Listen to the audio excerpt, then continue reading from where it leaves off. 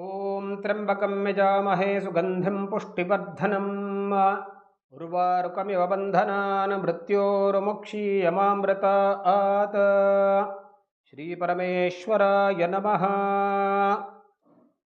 ಏನು ಸಿಂಹರಾಶಿಯವರು ತುಂಬ ಸಂತೋಷದಲ್ಲಿರುವಂತೆ ಕಾಣ್ತಾ ಇದೆ. ಯಾಕೆ ಅಂದರೆ ಬೆಟ್ಟದಂತಹ ಕಷ್ಟಗಳನ್ನು ಬಹಳ ನಿಧಾನವಾಗಿ ಕರಗಲಾರಂಭಿಸಿವೆ. ನೋಡಿ, ಇಷ್ಟು ದಿವಸ ಒಳಗೆ ಇರುವಂಥ ಕಷ್ಟಗಳಿಗೆ ನೀವು ಪರಿಹಾರವನ್ನು ಕಂಡುಕೊಳ್ತಾ ಇದ್ದೀರಿ. ಎಲ್ಲೋ ಒಂದು ಅಜ್ಞಾತ ಶಕ್ತಿ ನಿಮ್ಮ ಎಲ್ಲ ಕಷ್ಟಗಳನ್ನು ಪರಿಹಾರ ಮಾಡ್ತಾ ಇದೆ.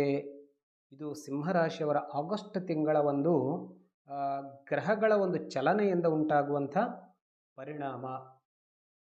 ನಮಸ್ಕಾರ ವೀಕ್ಷಕರಿಗೆ, ದತ್ತ ಚೈತನ್ಯ ಫೌಂಡೇಶನ್ಗೆ ಹಾರ್ದಿಕವಾದಂತಹ ಸ್ವಾಗತ. ವೀಕ್ಷಕರೇ, ನಮ್ಮ ಈ ಚಾನಲ್ನಲ್ಲಿ ಅನೇಕ ಉಪಯುಕ್ತವಾದಂತಹ ಮಾಹಿತಿಗಳನ್ನು ನಾನು ತಮ್ಮೊಂದಿಗೆ ಹಂಚಿಕೊಂಡಿದ್ದೇನೆ. ಅದೆಲ್ಲವನ್ನು ನೋಡಿ ಒಂದು ವೇಳೆ ಸಬ್ಸ್ಕ್ರೈಬ್ ಮಾಡದೇ ಇದ್ದರೆ ಸಬ್ಸ್ಕ್ರೈಬ್ ಕೂಡ ಮಾಡಿ. ಅಂದರೆ ನಮ್ಮ ನೋಟಿಫಿಕೇಷನ್ ಸಿಗುತ್ತೆ. ನಾನೇನಾದರೂ ವಿಡಿಯೋನ ಅಪ್ಲೋಡ್ ಮಾಡಿದಾಗ ನೀವು ಖಂಡಿತವಾಗಿಯೂ ಅದನ್ನು ನೋಡಬಹುದು. ಅಂದರೆ ಈ ಜ್ಯೋತಿಷ್ಯಕ್ಕೆ ಸಂಬಂಧಪಟ್ಟಂತಹ ಮಾಹಿತಿಯನ್ನು ಅತ್ಯಂತ ಸುಲಭವಾಗಿ ನೀವು ತಿಳ್ಕೊಳ್ಬಹುದು. ಅನೇಕ ಪ್ರಕಾರದ ವಿಡಿಯೋಗಳು ನೋಡಲಿಕ್ಕೆ ಸಿಗುತ್ತೆ. ನಾನು ಸಾಧ್ಯವಾದಷ್ಟು ಪ್ರಾಮಾಣಿಕ ಪ್ರಯತ್ನವನ್ನು ನಾನು ಮಾಡಿದ್ದೇನೆ. ನಿಮಗೆ ಒಂದು ಒಳ್ಳೆಯ ಪರಿಹಾರ ಸಿಗಬೇಕು, ನಿಮ್ಮ ಕಷ್ಟಗಳು ದೂರವಾಗಬೇಕು, ಮತ್ತು ನೀವು ಈ ತಿಂಗಳು ಯಾವ ರೀತಿ ಎಚ್ಚರಿಕೆಯನ್ನು ತೆಗೆದುಕೊಳ್ಬೇಕು, ಇದೆಲ್ಲವನ್ನು ನಾನು ವಿಸ್ತಾರವಾಗಿ ಈ ವಿಡಿಯೋದಲ್ಲಿ ತಿಳಿಸ್ತೇನೆ. ನೋಡಿ, ನಾನು ಆಗಲೇ ಹೇಳಿದೆ ಬೆಟ್ಟದಂತಹ ಕಷ್ಟಗಳು. ನೋಡಿ, ಸಾಕಷ್ಟು ಕಷ್ಟಗಳು ಈಗಾಗಲೇ ಸಿಂಹರಾಶಿಯವರಿಗೆ ಆಗಿತ್ತು. ಆದರೆ ಈಗ ಇದು ಪರಿಹಾರದ ಕಾಲ. ಅಂದರೆ ಕಷ್ಟಗಳು ನಿವಾರಣೆಯಾಗುವಂಥ ಕಾಲ. ನಿಮ್ಮ ಯಾವುದೇ ರೀತಿಯ ತೊಂದರೆ ಇರಬಹುದು, ಉದ್ಯೋಗ ವ್ಯಾಪಾರದಲ್ಲಿರಬಹುದು, ಅಥವಾ ಆರೋಗ್ಯಕ್ಕೆ ಸಂಬಂಧಪಟ್ಟಂತಹ ಸಮಸ್ಯೆ ಇರಬಹುದು, ಅದಕ್ಕೆ ಒಂದು ಪರಿಹಾರ ನಿಮಗೆ ಸಿಗಲಿಕ್ಕೆ ಪ್ರಾರಂಭವಾಗ್ತಾ ಇದೆ.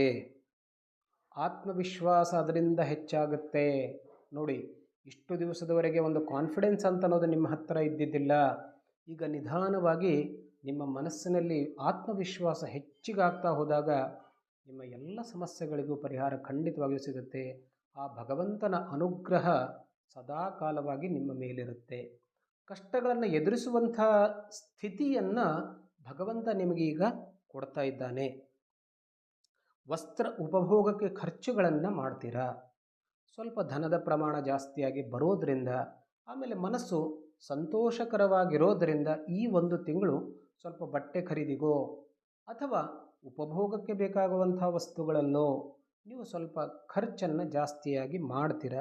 ಅದರಿಂದ ತಾತ್ಕಾಲಿಕವಾಗಿ ಸಂತೋಷವನ್ನು ಕೂಡ ನೀವು ಹೊಂದುತ್ತೀರಾ.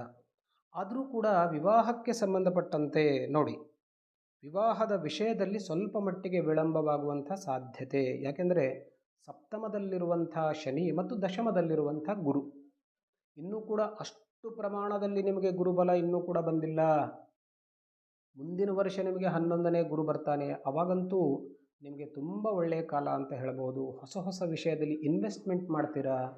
ಆ ಇನ್ವೆಸ್ಟ್ಮೆಂಟ್ ಮಾಡದಂಥ ವಿಷಯ ಅಥವಾ ಉದ್ಯೋಗ ಬಹಳ ಒಳ್ಳೆಯ ಪ್ರಗತಿಯ ಹಾದಿಯಲ್ಲಿ ಸಾಗುತ್ತೆ.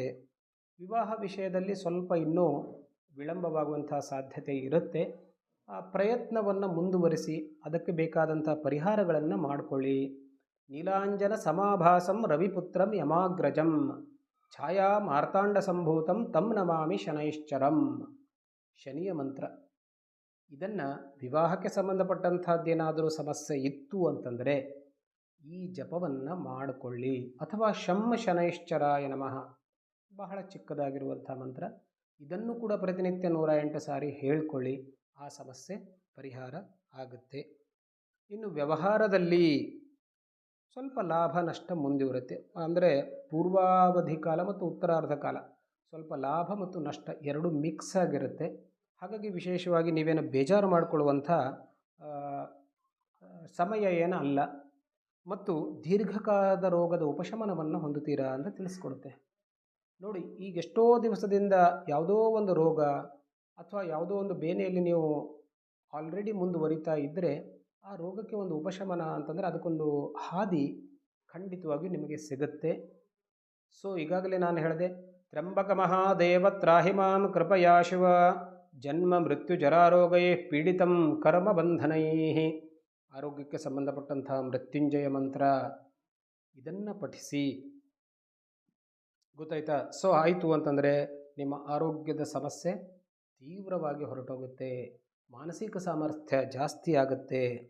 ಇನ್ನು ಒಂದಷ್ಟು ಎಚ್ಚರಿಕೆ ಅಂತ ಕೇಳಿದ್ರೆ ಸ್ವಲ್ಪ ಜಗಳಕ್ಕೆ ಹೋಗಬೇಡಿ ಅಂಥೇಳಿ ತಿಳಿಸ್ಕೊಡ್ತಾ ಇದೆ. ಅಂದರೆ ಎಷ್ಟು ಸಾಧ್ಯವೋ ಅಷ್ಟು ವಾದ ವಿವಾದವನ್ನು ಮಾಡಿಕೊಳ್ಬೇಡಿ, ಅದರಿಂದ ನಿಮಗೆ ನಷ್ಟ. ಸ್ವಲ್ಪ ಮಟ್ಟಿಗೆ ಅದನ್ನು ದುರ್ಲಕ್ಷ್ಯ ಮಾಡಿ ಮುಂದುವರೆದರೆ ಸಿಂಹರಾಶಿಯವರಿಗೆ ಆಗಸ್ಟ್ ತಿಂಗಳಲ್ಲಿ ಯಾವುದೇ ರೀತಿಯ ತೊಂದರೆ ಖಂಡಿತವಾಗಿಯೂ ಆಗೋದಿಲ್ಲ. ಈ ಒಂದು ತಿಂಗಳಲ್ಲಿ ನೀವು ರಾಹುವಿನ ಉಪಾಸನೆಯನ್ನು ಮಾಡಿಕೊಳ್ಳಿ. ರಂ ರಾಹವೇ ನಮಃ. ಅಥವಾ ಒಂದಷ್ಟು ಉದ್ದಿನ ಬೇಳೆಯನ್ನು ಯಾವುದಾದರೂ ನವಗ್ರಹ ದೇವಸ್ಥಾನದಲ್ಲಿ ದಾನವಾಗಿ ಕೊಡಿ. ಅದರಿಂದಲೂ ಕೂಡ ರಾಹುದೋಷ ಇದ್ದಂಥ ಸ್ವಲ್ಪ ಮಟ್ಟಿನ ಕಷ್ಟಗಳು ಕೂಡ ಪರಿಹಾರ ಆಗುತ್ತೆ. ಬಹಳ ಸಂತೋಷದಿಂದ ನೀವು ಆಗಸ್ಟ್ ತಿಂಗಳು ನಿಮಗೆ ಚೆನ್ನಾಗಿರುತ್ತೆ. ಮತ್ತೆ ಭೇಟಿಯಾಗೋಣ.